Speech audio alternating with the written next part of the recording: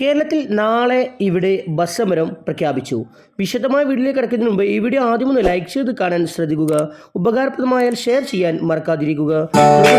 വീഡിയോയിലേക്ക് കിടക്കാം.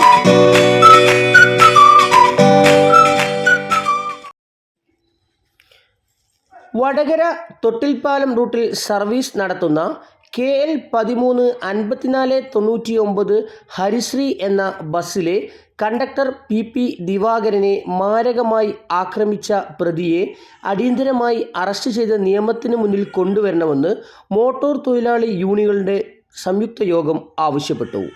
ഇക്കഴിഞ്ഞ 31/12/2025 ദിവാകരൻ പുതിയ ബസ് സ്റ്റാൻഡിൽ വെച്ച് ആക്രമിക്കപ്പെട്ടത്. എന്നാൽ ഇതുവരെയും പ്രതിയെ കണ്ടെത്താനോ അറസ്റ്റ് ചെയ്യാനോ പോലീസ് തയ്യാറായിട്ടില്ല. സ്വകാര്യ ബസ് ജീവനക്കാർ നേരിടുന്ന ഈ അരക്ഷിതാവസ്ഥയ്ക്ക് അടിയന്തരമായി പരിഹാരം കാണണമെന്നും പ്രതിയെ ഉടൻ അറസ്റ്റ് ചെയ്യണമെന്നും ആവശ്യപ്പെട്ട് നാളെ അഥവാ ഈ മാസം 22-ന് വടകര താലൂക്കിൽ സ്വകാര്യ ബസ് പണിമുടക്ക് നടത്താൻ യോഗം തീരുമാനിച്ചു. പണിമുടക്കുമായി എല്ലാ സ്വകാര്യ ബസ് തൊഴിലാളികളും നാട്ടുകാരും സഹകരിക്കണമെന്നും യോഗം അഭ്യർത്ഥിച്ചു. കോഴിക്കോട് ജില്ലയിലെ വടകര താലൂക്കിൽ മാത്രമാണ് നാളെ സ്വകാര്യ ബസ് സമരം നടക്കുന്നത്. KSRTC പതിവ് പോലെ സർവീസുകൾ നടത്തും. Thanks for watching.